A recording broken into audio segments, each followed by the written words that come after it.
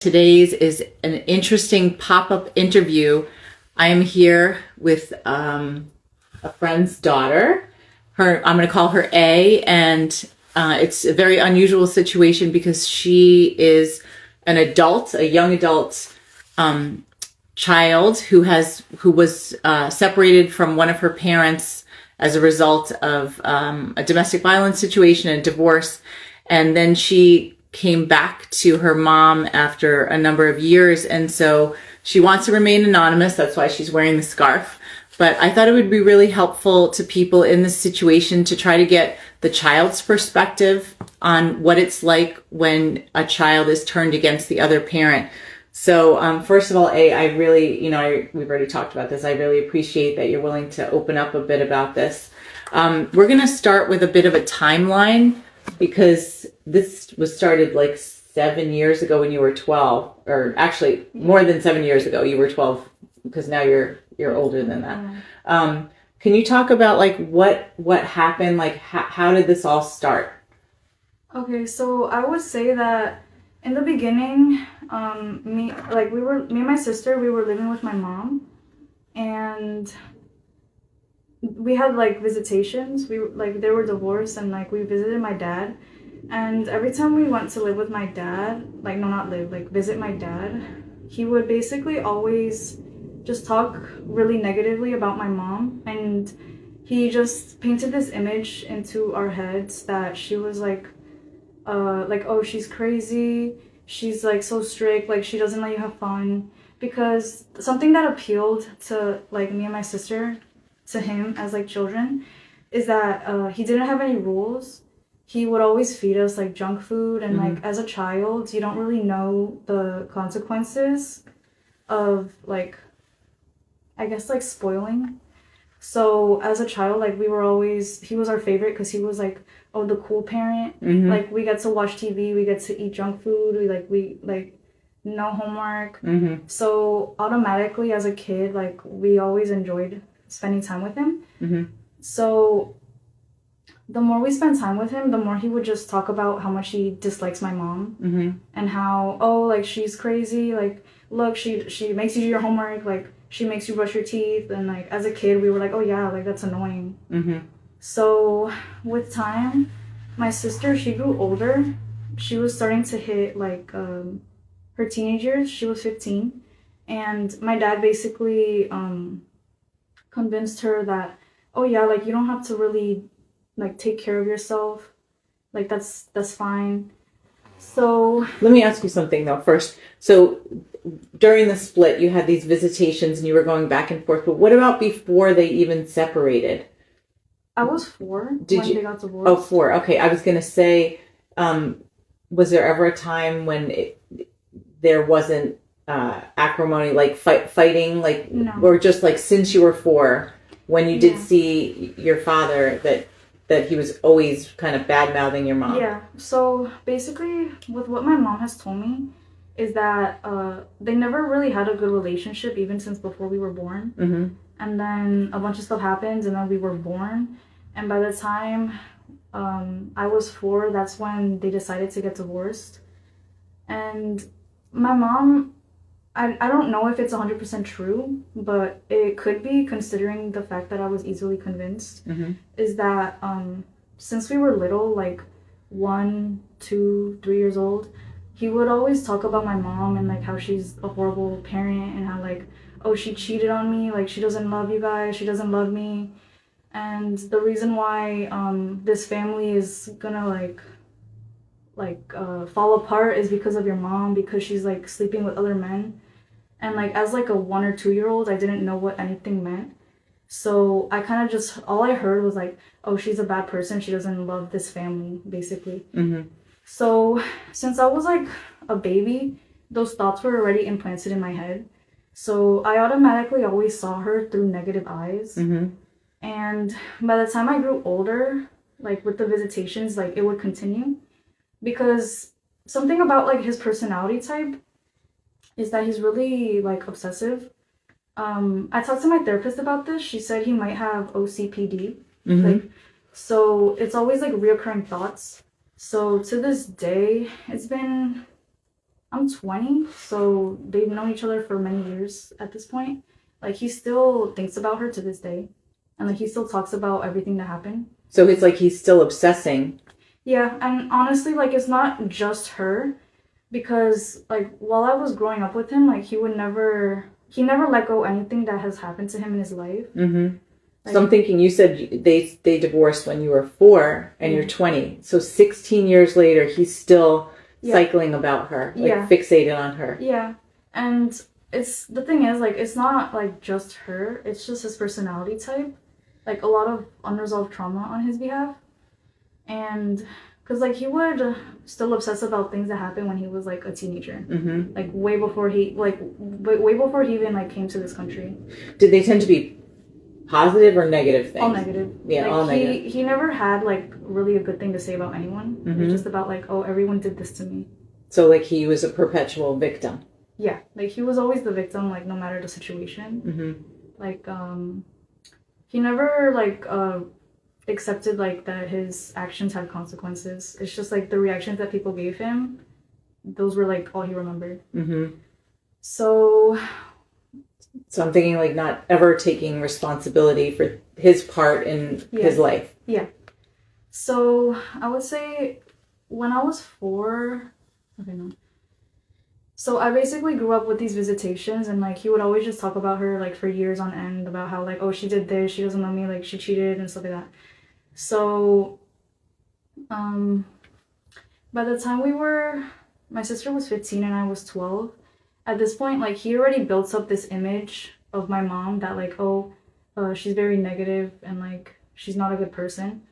So my sister, I would say he used my sister to kind of, like, he was mostly controlling her. Mm-hmm. So that, like, he was on the outside, like, say this is the house, he was on the outside of the house, and, like, since my sister was in the house, coming in and out, like, he would, like, tell her things, like, certain ways to behave when she's with my mom, so that, like, when my sister comes back into the house, these thoughts and behaviors, like, they manifested towards her.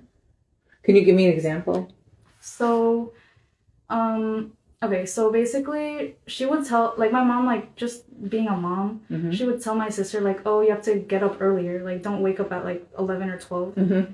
Like, wake up early and go brush your teeth, like, go brush your hair, like, get ready, please, like, you're gonna go outside, like, groom yourself. Yeah. Mm-hmm. And my dad basically was telling my sister, like, oh, like, she's so annoying, like, she's making you, like, she's trying to control you, like, she's just bugging, like, she's never satisfied with you. Mm-hmm. So my sister kind of thought as, like, oh, she's just trying to bother me. Mm-hmm. So rather than seeing it as, like, she wants you to feel good about yourself. She wants you have to be clean. Yeah. And take care of your appearance. Yeah, so she would just kind of say, like, oh, yeah, she's just bothering me.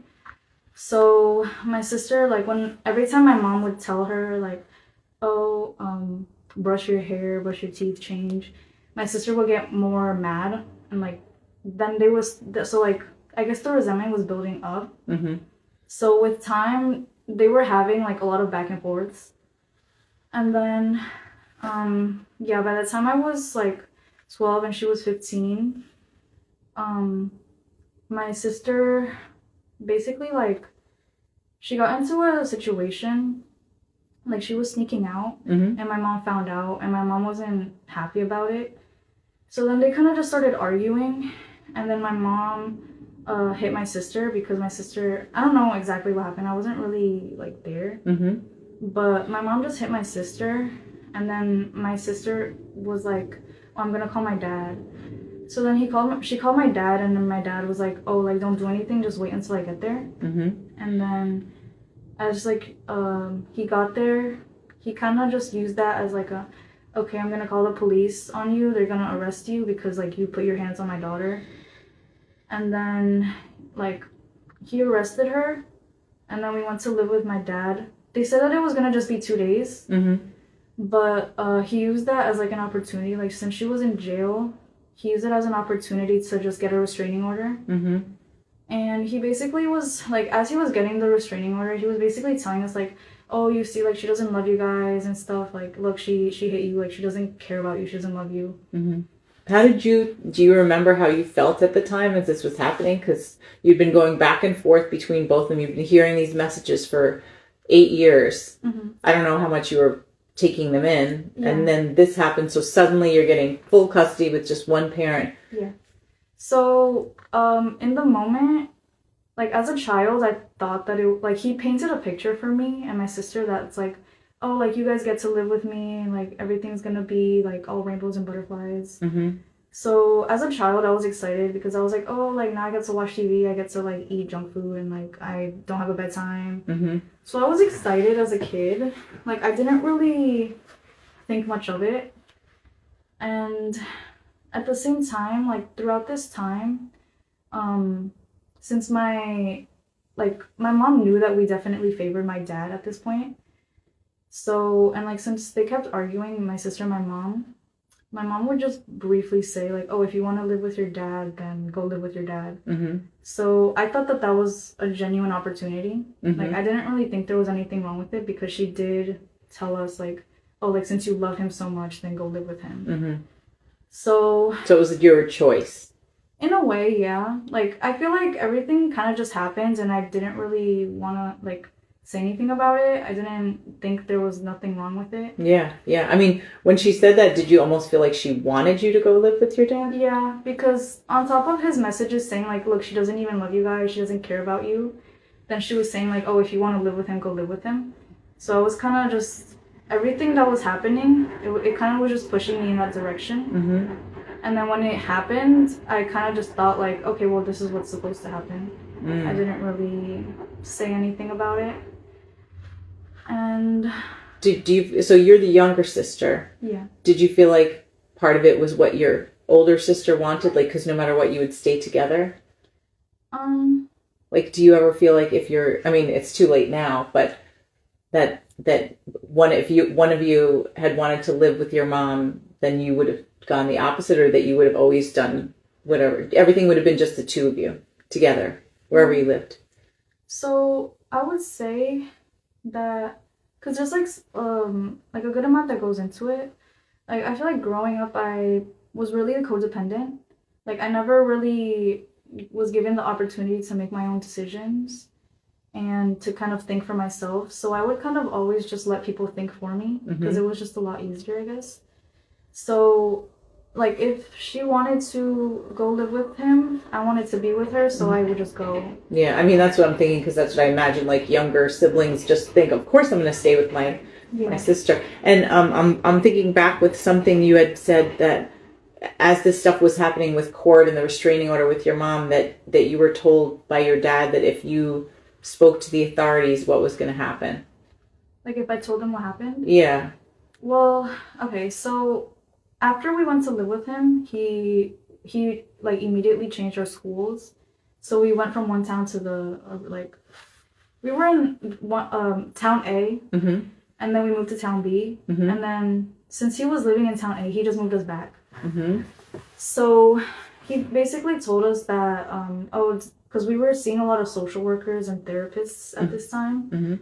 So he was just telling us, like, oh, don't tell them anything that happens at home. Like, don't tell them that, like, you're not happy. Don't tell them, like, just tell them that you want to live with me. Tell them that you don't want to see your mom. And, like, he was always telling us, he's like, shh, like, don't say anything. Like, just tell them that you're happy. And then he's like, the more you say that you're happy, the sooner this will be over. He's like, then you won't have to go to court and, like, everything, like, we'll be happy together. So. Did he threaten to separate you and your sister if you talked?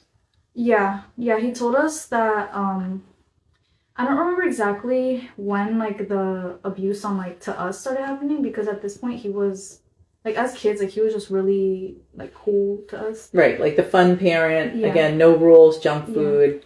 So,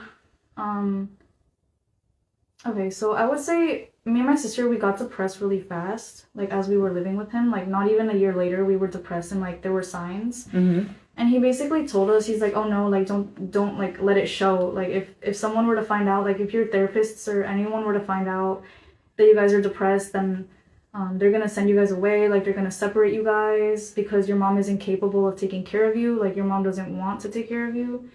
And I'm the only one who's willing to, like, care for you guys. So if you guys, like, show signs of depression, they're gonna separate us. Like, you have no parents, like nowhere left to go, so they're gonna like foster you guys. All right, pause for a second. So this is now a year after you've been separated from your mom. Yeah. Like, during that time, how did you feel? Like, did you ever think about your mom, or did you and your sister ever talk about her? Yeah. So did we talk about her? Growing up, me and my sister never really talked. It was like my sister would have beef with my mom, so I didn't really, like, I didn't want to have problems with my mom, Mm-hmm. so I didn't really associate with her. And then, like, a year later, I would say she started to have problems with my dad, my sister. Mm-hmm. So then I was like, oh, like, she's having problems with my dad. Like, I don't want to have problems either. So I was always kind of seen as the people pleaser, Mm-hmm. or, like, the good child, like, the golden child. Like, I've never had problems with any of them at this point, and there would just be problems all the time. So me and my sister did not talk about it until, like, we didn't talk until I turned 18 and she was 20. So, like, this whole time, we weren't friends, we weren't close. Like, she was kind of just there living her own life. Mm-hmm. So And 6 years. I would say no, because even before, like, So when before you were 12. So before Yeah, you pretty were much. never close. pretty much, yeah. Like, we would always be together, but we never really communicated Mhm. about, like, oh, what you thinking, like, because I don't think I don't know about her, but, like, I was never really raised to have opinions, so Mhm. I wasn't gonna talk about an opinion that I had with her. All right, so let's talk about that. Like, when you say you were never raised to have opinions, like, Mhm. why not? Because I would say that, let's see, like, I would watch, like, a few videos onto, like, how to build, like, a child's confidence, Mm-hmm. and it's basically, like, you have to, like, let them do things on their own, and, like, make mistakes and find out and learn from them. But, I don't remember much about my mom previously, but my dad, he never, like, if I made a mistake, then it was, like, the worst thing ever, and, like, I was a horrible person, and, like, God forbid you make a mistake. So I never really did anything because I didn't want to make a mistake. I was, like, scared to, like, Mhm. make my own decision and, like, make the wrong one. So I just kind of grew up not making decisions. I was kind of like, oh, well, if he wants me to, like, do this, then I'm going to do this because, like, this is what he wants. Mm-hmm. And if I were to, like, think otherwise, then there's going to be conflict. And I don't want conflict because I was, like, people pleaser, golden Mhm. child. So I kind of just went along with everything. Mm-hmm. And yeah, so that's, like, the opinions thing. But if me and my sister ever talked about my mom or, like, thought about her, me and my sister did not talk. And did I think about my mom? I only thought about the fact that, because, like, mind you, like, this whole time, my dad, he was just telling us that, oh, yeah, she doesn't love you guys. Like, she doesn't want to take care of you.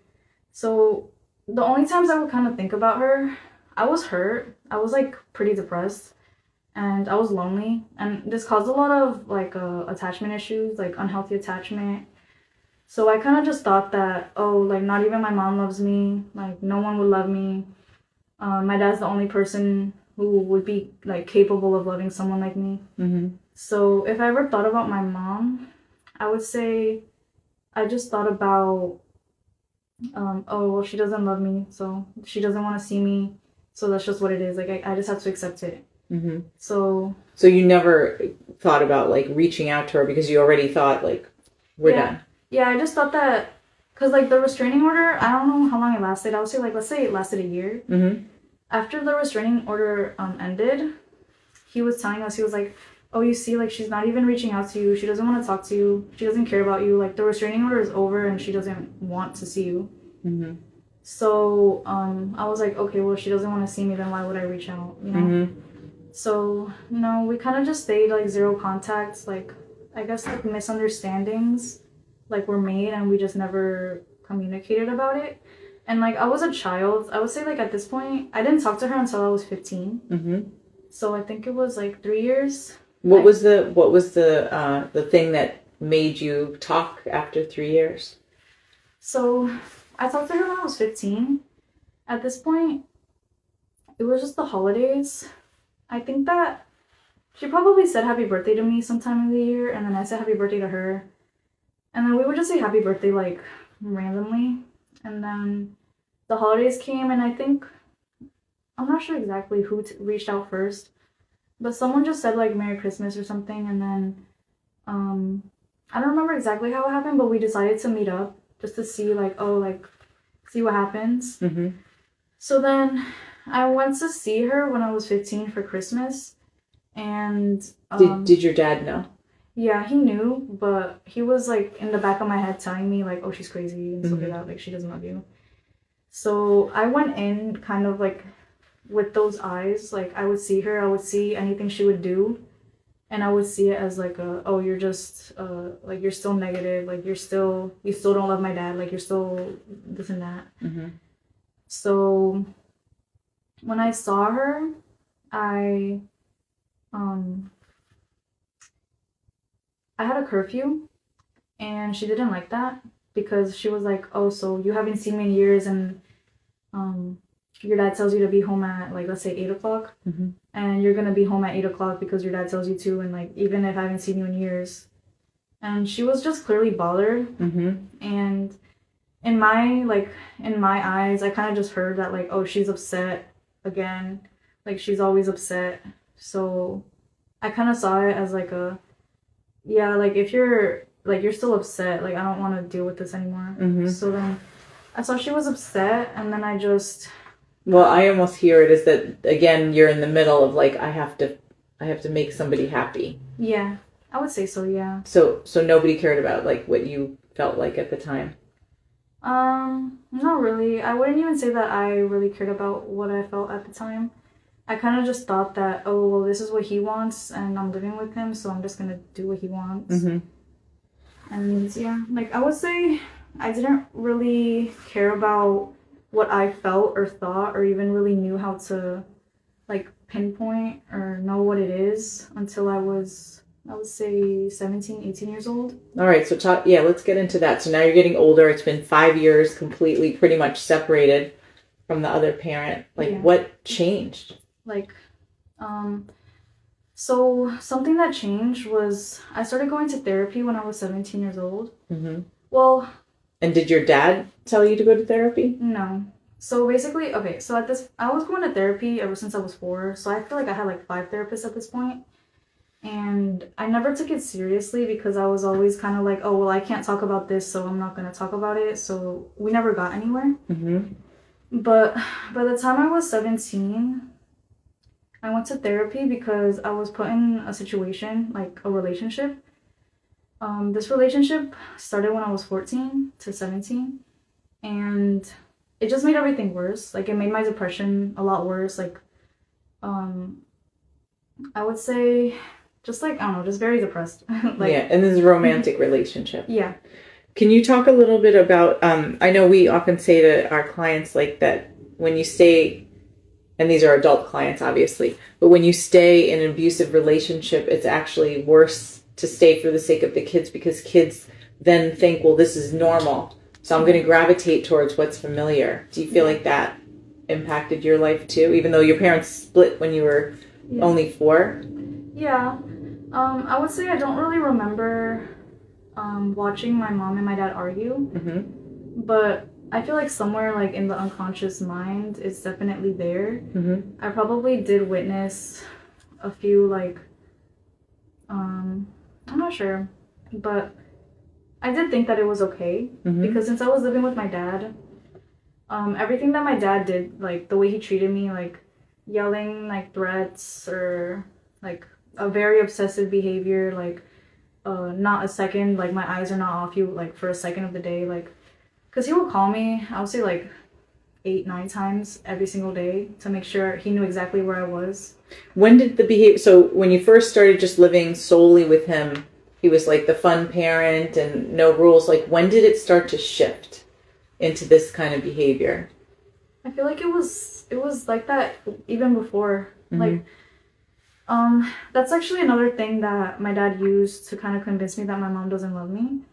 He was like texting me all like 24/7. Like, he was calling me like all day, every day, like, and I kind of grew up with it. I thought it was normal. I was like, oh, well, he's calling me, texting me, checking up on me because he loves me. And since my mom doesn't do that, then she doesn't love me.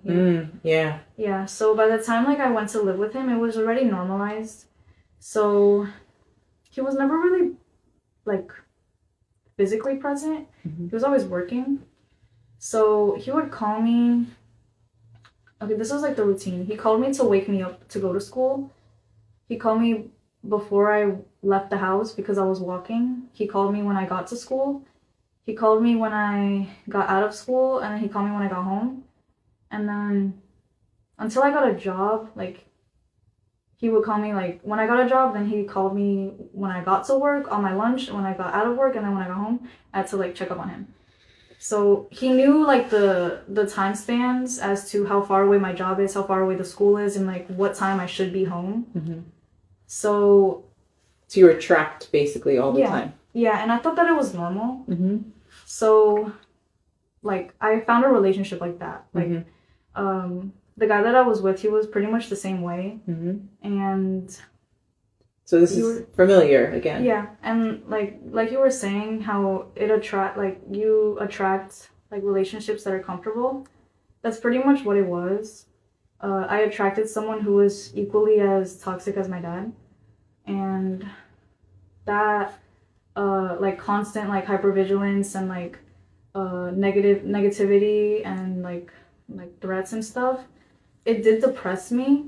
And since I was kind of dealing with that, I would say I was dealing with that. I was quarantined with both of them.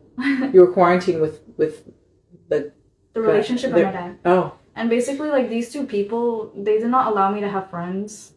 If I had a friend, it was a problem. Mm-hmm. So these two people were the only people in my life. And then we had quarantine. So then after quarantine ended, I went to therapy. Mm-hmm. Because I reached like an all-time low. Mm-hmm. And when I reached therapy, that was when I decided that I wanted better for myself. Mm-hmm. And you talked about how journaling helped too. Yeah. So I would say journaling. I started journaling when I was 18. Mm-hmm. 18 years old. So I was going to therapy for a year. And then my therapist wanted me to journal. So I started doing it. And then I didn't really think it was going to help. But then, like, the more I just kind of, like, put on paper what it was that was going on in my mind, I was able to understand, like, what I was thinking. And then with time, I did start to make my own opinions. And so it's like the first time ever. Yeah. At 18. Yeah, because I was journaling. Mm-hmm. And then I started to kind of understand, like, my feelings and, like, actually, like, put into perspective everything I was going through. Because I was just living it. I didn't really think much of it. I thought it was normal. Yeah. I mean, who would reflect? Yeah. And step back. Yeah. So at this point, when I was journaling, it was able to put things into perspective. And then, yeah, I was 18. And then I was journaling for, I would say, less than a year. And then I told my sister about it because it was helping me. And then she started journaling. And then she started to make her own opinions as well. And then putting things into perspective, or like her situation, because she got a whole other side of my dad. Like, since I was the golden child, no problems, like, I felt like, oh, everything's fine because we don't have problems. But no problems, but no rebellion, never talking back and never disagreeing. Yeah. Or like, I wouldn't go out, I wouldn't talk back, I wouldn't have opinions, thoughts, nothing. Mm-hmm. But there were no problems. Right. So my sister, she was the opposite. Like, she would go out and like I feel like she definitely felt that it was unfair, like, his treatment towards her. So she got like a whole other experience. She was the scapegoat in the family. Like, he would blame her for everything that happened. Mm-hmm. So when I was 18, she was 20. We both started journaling, and then we started speaking about it. Mm-hmm. And then that was when we started to like actually talk about it and realize that we weren't happy. And yeah. And you said also, like, until this point, you and your sister hadn't been close. Yeah. So you've been living in the same place and you were physically around each other, but you hadn't really connected. And knowing you two now, it's like people think that you're twins even though you're not, because you're together all the time. Yeah. Yeah, I would say that. Yeah. All right. So then how did you ever get to the point to start going back to your mom after all this time? Okay, so it was very random. It was not, it was random. So at this point, we both already accepted the fact that like, oh, my mom doesn't love us. She doesn't want us in her life. So we kind of just thought that we didn't really have a mom. Like, that was just our reality. We were like, oh yeah, we don't have a mom, like, and we just have a dad. And she wasn't really an option in our heads because we kind of just thought that, like, she doesn't want us, so why even try? So, like, as we started to realize that the situation was, like, toxic with my dad,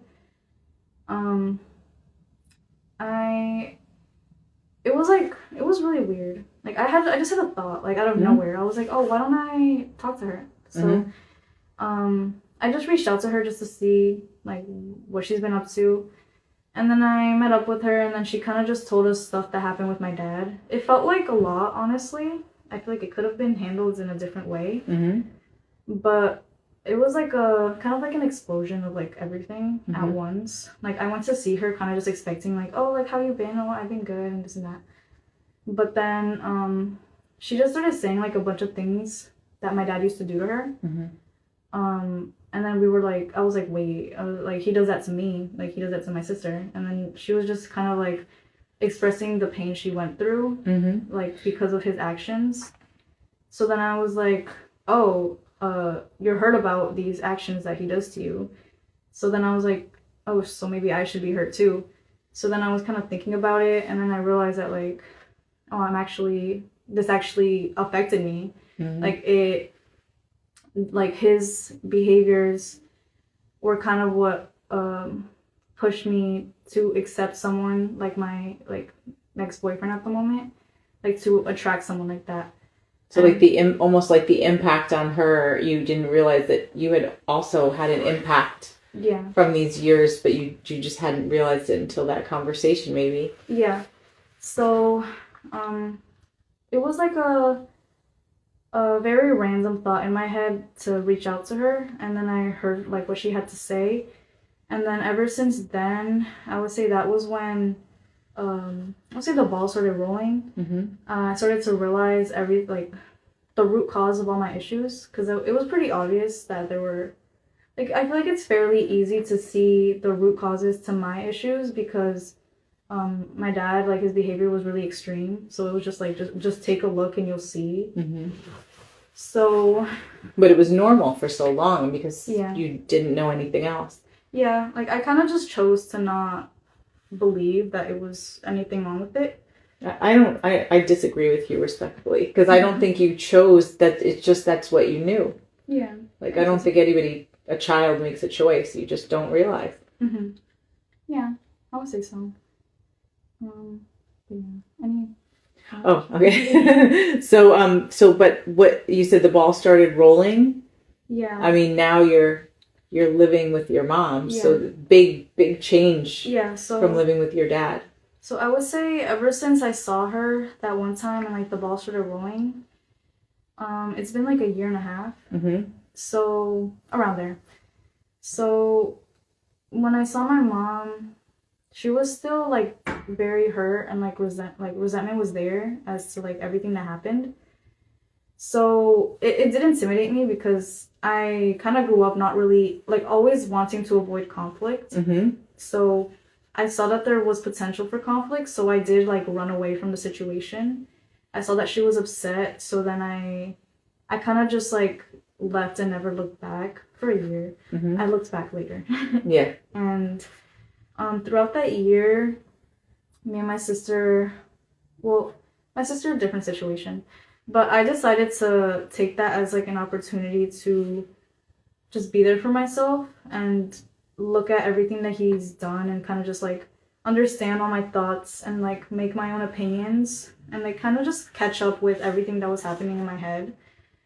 So yeah, that year it was a lot because that was the year that I started to see the reality of everything that happened, like realizing that because my mom told me that like my dad, like,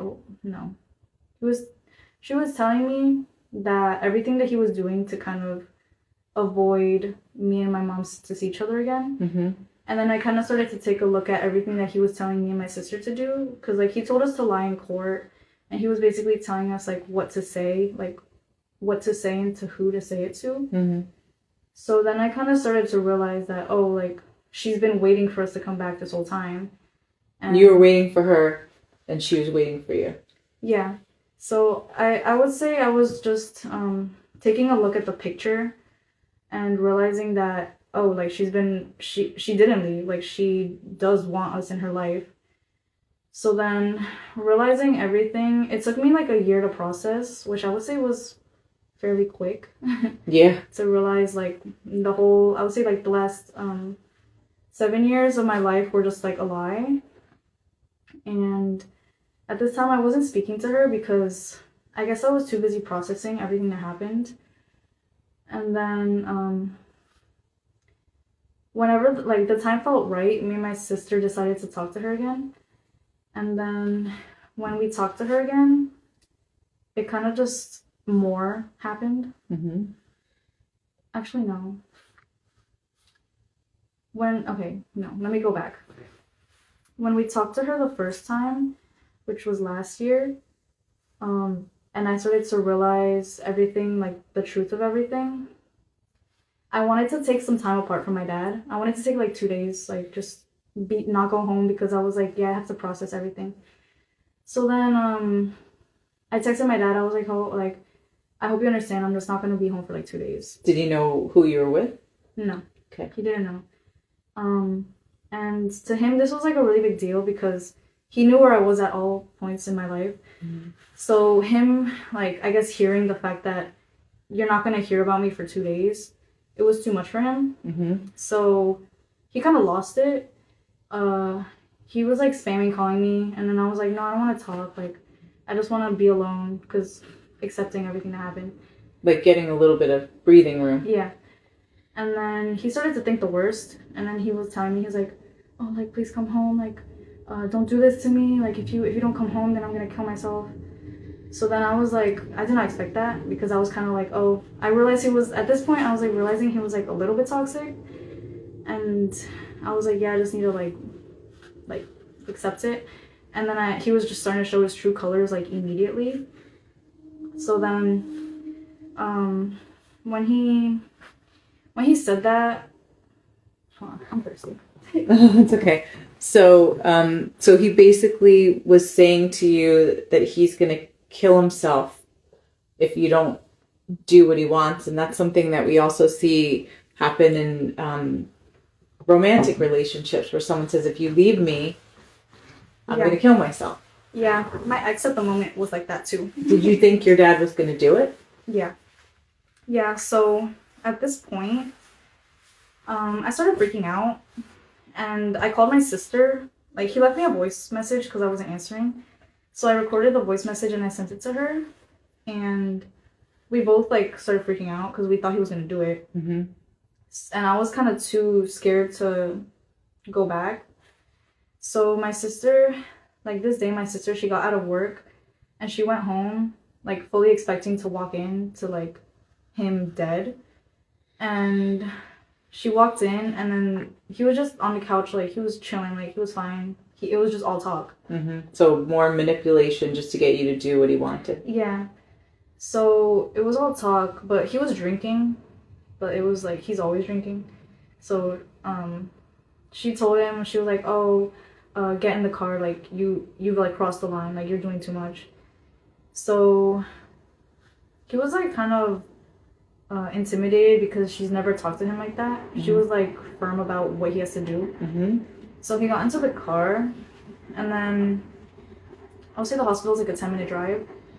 So as he got closer to the hospital, well, first he didn't know where she was taking her, and as he got closer to the hospital, he started to realize, like, what was happening. So it started to get a little worse. Like, as he was in the car, he was gonna jump out of the moving car, because he was like, oh my god, like, she's taking me to the hospital. So my sister, like, she was really brave, honestly. Like, he was really drunk. And then she got to the hospital, and then she told them everything that happened. And then they took him in, and they were like, oh yeah, we're gonna keep him overnight. So then after that, me and my sister, we kind of just took that as like an opportunity to like, okay, he's gone, like we can breathe. So then we went to see our mom, and then Was it the first time the two of you went together to see your mom? yeah, like first time in I'll say 6 years, because at this point my mom and my sister had zero contact. Like my mom only talked to me. She didn't talk to my sister. So my sister saw her for the first time in years, and then they were just after that he was just in the hospital, and he was like, it wasn't allowed because he called us, but he wasn't allowed to have a phone. He wasn't allowed to make phone calls, and he called us, and then he was telling us, he was like, oh, like, get me out of here, like, tell them that, like, I'm not crazy, like, tell them that you want me to be released. And then he was like, oh, but don't tell them that I called you because, like, the nurse gave me the phone and she's not supposed to. So, like, I don't know if that was true or if that was a lie, but he found a way to... To still manipulate us. Yeah. So, after that, it was just, like, a big old mess. And then my mom was upset, and then that was, like, the conflict thing. I was like, oh, I don't want conflict, so then I just left and never looked back. And then we went back to live with him because it was comfortable. And then, but during that time, just to clarify, you had talked to your mom, but then you stayed with your mom for a little bit? Yeah. While he was in the hospital? Yeah, I would say I stayed with her for, like, 3 days, maybe. And, like, on the third day, there was the conflict. And then... Because you went back to your dad? Yeah, because we were... no, I went back to my dad because there was conflict. But there was conflict because, she... okay. So what happened was... She was upset that, we chose to live with my dad. Like, she had that fixed idea that we willingly left. Like, we made the decision. We said all these things in court because we didn't want to live with her. Like, basically, like, oh, we made everything up. From years before, from when you were 12. But then when your dad was in the hospital and then you went and stayed with her a couple of days, she thought that was it. Like, she was going to get you back then? Maybe, yeah. But the resentment was showing. And she was saying stuff about him. She was, like, saying how, oh, like, if you go back, like, he's gonna kill you, he's gonna kill me, he's gonna kill your sister, and, like, just, like, to me, that was too much. So then I did turn around and leave, and I didn't talk to her, because I was like, oh, why would you say that? Like, that's my dad and stuff. And then, at that point, like, my dad was already out of the hospital, so... How did he feel when he found out that you were with your mom after all that?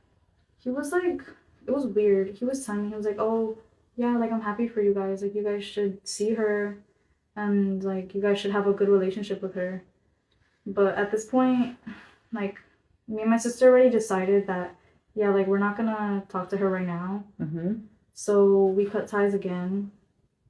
And we didn't want to be home because, like, he just said he was going to kill himself. Things were tense.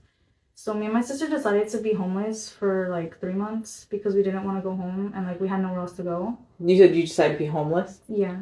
So what did you do? We were kind of just living in the car and going to work. It was summer, and then I started going to school again, and I was kind of just, like, trying to make any friends because they were dorming.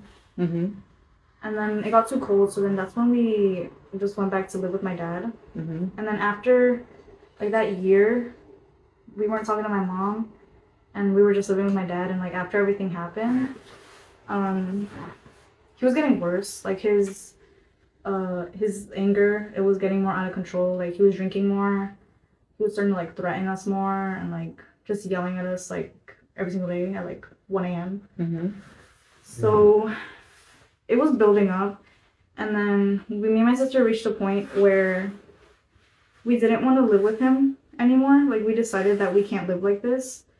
So at this point, we didn't really think about my mom again. We just decided that we don't want to live with him, so we're going to find a way to get out. We're going to, like, work our way to getting our own apartment, which is, like, very expensive. But we were already accepting that, okay, we're gonna get, like, even if it's just a room, like, we have to get out. So then my mom, we thought about her and then we reached back out to her. And then she kind of just told us that we can live with her and how, like, she wants to work on our relationship.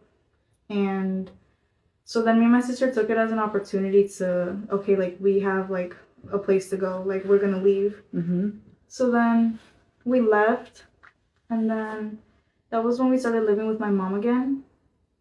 And then ever since then, like, it's been difficult because she has the resentment of everything that happened years ago. Mm-hmm. And I have the resentment of you chose to leave and you weren't there for me. Mm-hmm. Like, you never reached back out. So right now it has been pretty difficult because we're still we're both hurt over everything that happened. Yeah, I mean, it makes sense. Yeah. But yeah. Yeah. Wow. Well, I know there's like more stuff that we could talk about. I don't know if there's things that you would say to people. I know you said you don't want to talk about anything general for other people because everyone has their own individual situations, but I told you that there's a lot of people in our community who have kids who have been turned against them that feel like they will never speak to their children again. And yours is a really extreme situation because there were restraining orders where it wasn't even just like you were turned against your mom, but you couldn't even if you thought about it. And then there were years of sort of believing that she wasn't, that she didn't care for you and that she didn't want you. And then, but the parent you were with also wasn't maybe giving you the most ideal life either. Mm-hmm. But do you think that, I'll get back to something we talked about at the beginning, like sometimes what you think isn't always right. Mm-hmm. Like what would you say based on that in terms of your own experience and maybe other people who are thinking this is how it is and this is how it's going to be forever and everything is lost? Like my personal, I would say, like as a child, okay, so I read a book about this. Mm-hmm. So basically the book was saying how all your beliefs and your opinions and stuff and like your interests, they're already there before you were born because like people gain interests based on like their parents and like their parents' thoughts and like their parents' opinions. So like everything that I was basically thinking, they weren't exactly my thoughts. It was just like everything that everyone else was telling me and I just believed it. Mm-hmm. So I would say that it would have to do with understanding that what people like, not everyone is right. Like your parents aren't always right. And like as a kid, it's pretty like mind-blowing to believe that, oh my god, my parents are wrong. Mm-hmm. So I had to kind of realize that, okay, everything that I'm thinking, everything that I was receiving from both ends, it's actually completely wrong. So I would say kind of just to think like with a clear mind, like try to be open-minded about other perspectives, other opinions out there in the world. And I guess like what I did, I kind of like that book helped me to just somewhat erase my previous beliefs and start from zero and like change them to what I would want them to be. Mm-hmm. So I hear a little bit of something we always tell our clients to work on their own children with, like develop critical thinking skills. Yeah. And when you talked about journaling, and I was a high school English teacher, I'm a writer, and I've journaled since I was 12, I feel like it helps you kind of get in touch with yourself.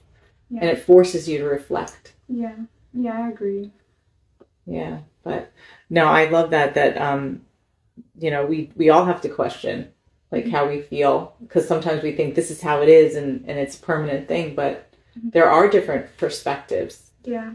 Like it's just what's familiar to you as you grow up and like the world that you attracted. That's just what you think it is, but there's like a lot more out there in the world.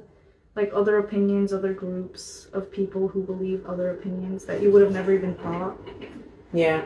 And I know that it hasn't been an easy road, even though you've like gotten back together with your mom. There's still a lot of work to be done, but I think it's good that you were able to try, to be open to thinking she's not everything that my dad told me, and to work on that relationship. Yeah. But it's not easy.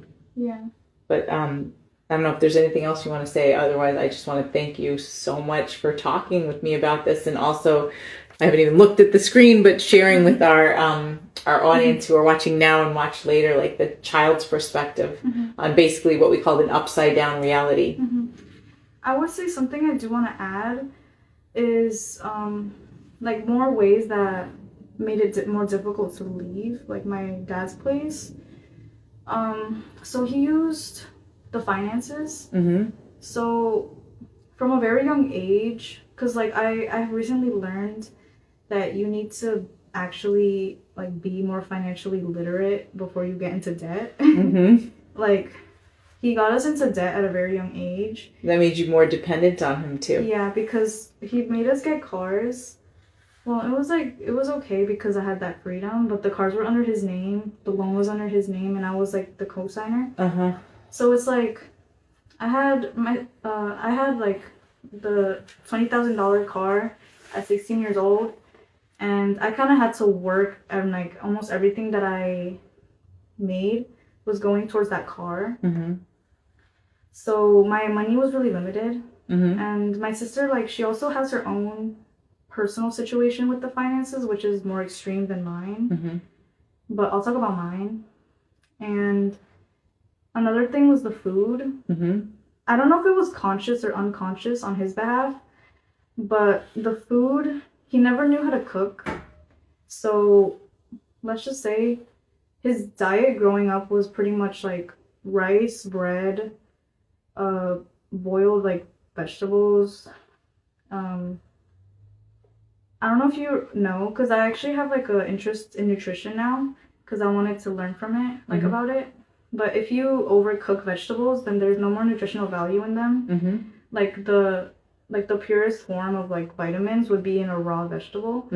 So he would overcook his vegetables as in there was no vitamins. He would put way too much salt on everything, way too much sugar, way too much oil, and way too much butter. So growing up with that diet, it just caused like my health was not like at its peak. I was actually very unhealthy.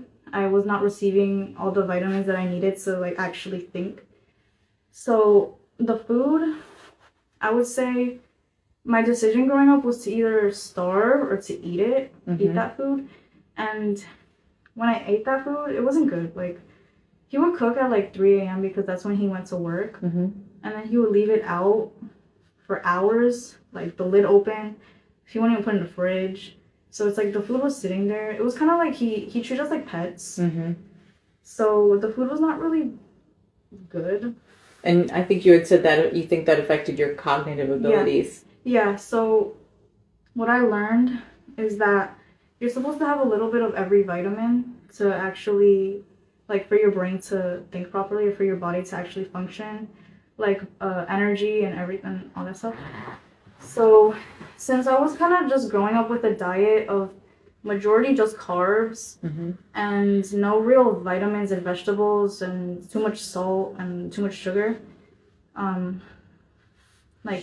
or starving, that caused like starvation causes like your cognitive abilities to be like lower, like you're pretty much underdeveloped.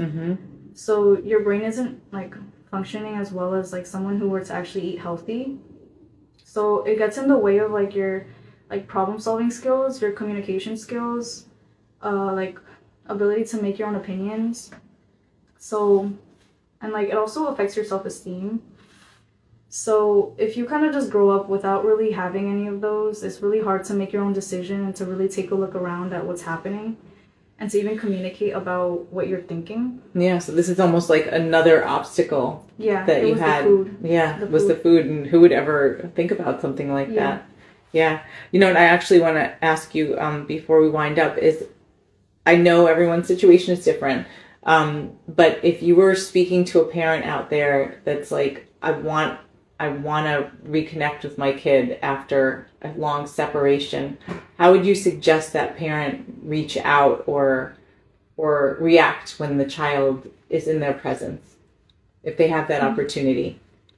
Okay, so I would say, one, you, like, as like the victim of the situation, I wouldn't say that you know the full story because there's a whole other side to what the other parent has said to the child. Mm-hmm.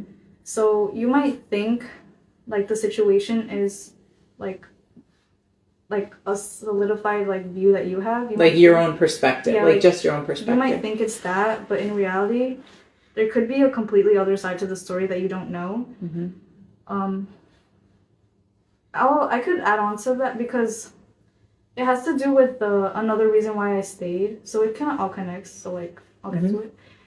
So another reason why it was hard to leave was because like he would use guilt to like make me stay. It's like he would make me feel bad as if like I'm doing something wrong for choosing myself over him. Mm-hmm. It sounds like it from a lot of just the conversations you talked about.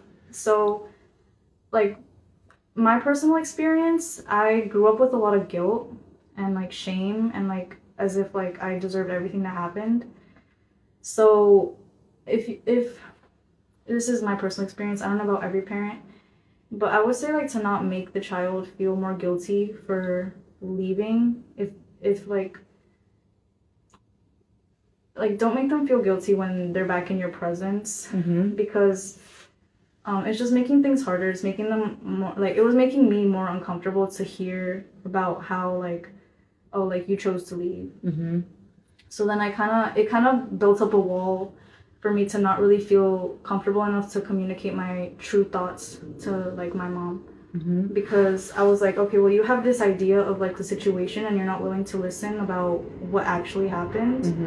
And like your idea is fixed, so it's really hard for me to get a word in without there being conflict.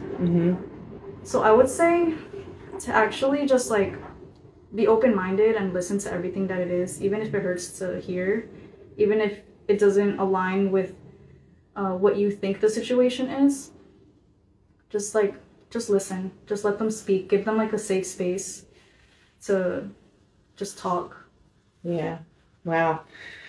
Well, what you just said is like what a lot of the experts say to do is just listen. Just listen to your kids. Yeah. You know, because they've been through a lot. Yeah. Yeah.